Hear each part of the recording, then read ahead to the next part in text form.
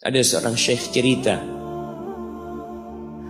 dalam salah satu ceramahnya, cerita tentang seorang dokter perempuan di sana, di Arab sana. Ada seorang anak lelaki bawa ibunya masuk ke dokter ini, subhanallah. Ibunya ini gila ya. Anak-anak muda belum nikah, dia bawa ibu. Nanti ibunya tersenyum sendiri, ketawa sendiri. Masuk ke ruang dokter itu, mejanya dokter diputerin sama ibunya. Anaknya minta maaf, ya dok, kata dia, sekali-kali nanti ngeliat di televisi dokter itu ada gambarnya Ka'bah. Ibunya ngomong, nak, kau bukan nak ngomong, kamu bohong mat kau bohong sama ibu. Katanya mau dibawa umroh ibu, kata dia. Nanti diludahin anaknya, digigit anaknya.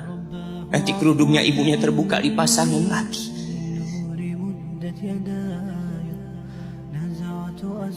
Itu dokter tanya sama anaknya, ini siapa? Ibu anak, katanya. Sejak kapan dia seperti ini? Sejak lahir.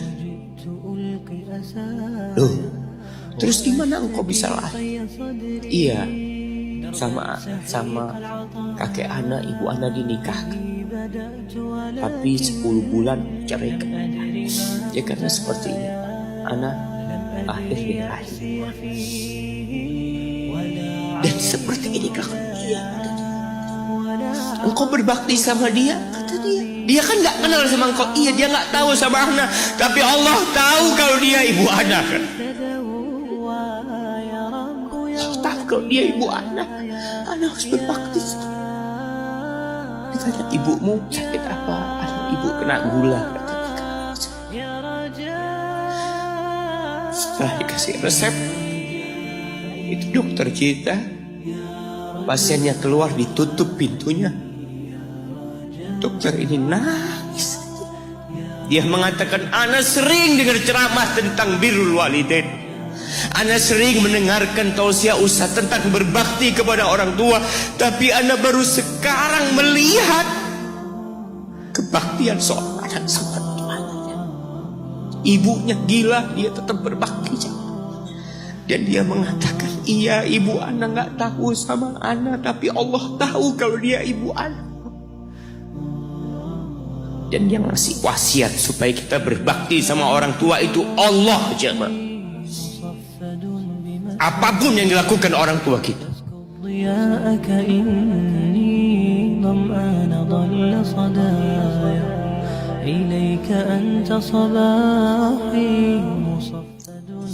Apalagi ibu. Allah katakan, hamalathu ummuhu kurha wa wada'athu kurha. Ibu kita, hamil kita itu dalam kondisi yang sulit.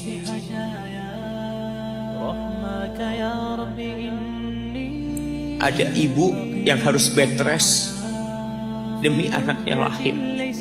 Demi kita lahir, ibu kita itu bed rest. Capek dikit keluar darah. Ada yang harus hamil kita dalam kondisi dia ditinggal sama suami. Dia harus cari nafkah sendiri.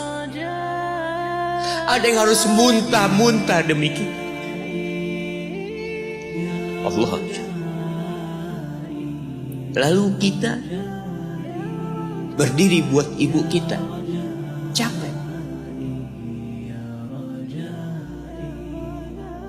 Diceritakan seorang, ya kita semua tahu ceritanya, tentang 3 orang yang masuk ke dalam gua. Kemudian gua itu tertutup dengan batu yang menggelinding. Lalu mereka bertawasul dengan amal soleh mereka. Salah satunya yang mengatakan, ya Rabbi, Allahumma, ya Allah, aku punya 2 orang tua. Aku punya 2 orang tua. Yang aku senantiasa memberikan susu kepada keduanya sebelum keluarga yang lain minum susu. Dia sudah menikah, dia punya istri, punya anak.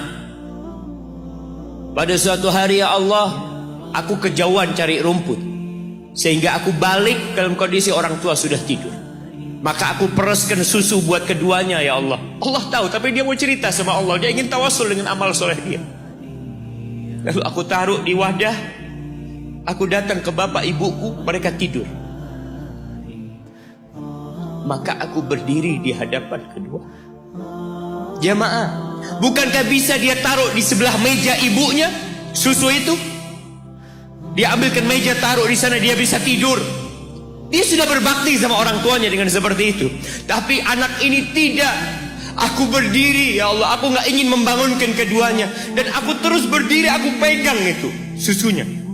Sampai mau subuh bangun, aku serahkan kepada kedua. Anak-anaknya nangis minta susu. Kata dia, lah, sampai bapak ibu aku minum. Kalian jangan minum. Kita kadang-kala sudah menikah lebih peduli sama istri kita, lebih peduli sama anak-anak kita. Nggak ada hadis yang mengatakan anak itu pintu surga, jemaah. Yang ada itu orang tua pintu surga. Kita peduli sama anak-anak kita. Beli oleh-oleh buat istrinya. Ditelepon istrinya mau apa, kepingin apa. Pernahkah engkau telepon ibumu? Tanya, Umi kepingin apa, Umi? Ana lagi dalam perjalanan, Umi. Jamaah, itu anak, Masya Allah, dia berdiri. Kenapa dia kuat, jamaah? Karena dia tahu Allah yang nyuruh dia berbakti. Mungkin tidak ada yang melihat berdirinya dia, tapi Nabi ceritakan berdirinya dia. Dari malam jamaah sampai pagi, berapa jam dia ingat, ibuku hamil aku 9 bulan. Capek.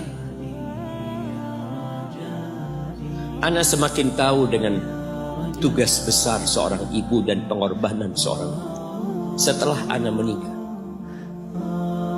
setelah Ana tahu bagaimana istri Ana hamil, ketika dia harus tidur gak enak, makan muntah aja, Ana melihat istri Ana sampai lemes dia. Ana ingat begini ibu Ana hamil. Lalu kita lupa, jemaah. Kita sok sukses, mungkin engkau lebih sukses dari orang tua. Tapi kalau nggak ada bapak ibu, engkau nggak akan pernah lahir di muka. Allah ceritakan ibunya hamil dia. Wa wada'athu kurha, dan melahirkannya dalam kondisi sulit. Kadangkala perut ibu kita itu disobek demi kita keluar dari perut ibu kita. Antum meninggalkan luka di ibu, itu dijahit. Kalau antum anak ketiga, Allahu Akbar, berapa kali dibelah perut ibu kita, tubuhnya jadi jelek gara-gara kita. Tapi dia nggak peduli, yang penting antum lahir dengan selamat. Kalau ibu kita dikasih pilihan, ini nggak bisa diselamatkan, salah satunya akan meninggal dunia. Kira-kira apa kata ibu antum? Iya, nggak apa-apa dok, selamatkan bayinya dok.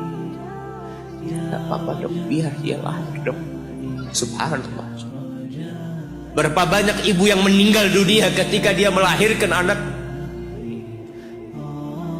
Wa hamluhu wa fisaluhu 30 syahra. Hamilnya dan menyusuinya itu 30 bulan. Artinya bukan ketika antum lahir selesai lelahnya ibu kita. Memang ketika antum lahir dengan selamat, Allahu Akbar, ibu itu lupa dengan rasa sakit dia 9 bulan. Ibu itu lupa dengan jeritan dia mengeluarkan kita ketika kesakitan. Itu lupa. Dia tersenyum, dia bawa anaknya, ditaruh di dadanya. Allahu Akbar. Kalaupun ada air mata yang menetes, Itu air mata kebahagiaan orang tua dengan hadirnya kita di muka bumi ini. Lalu kita bisa berjalan. Kita nggak bisa apa-apa lahir. Allah rekam kebaikan ibu kita.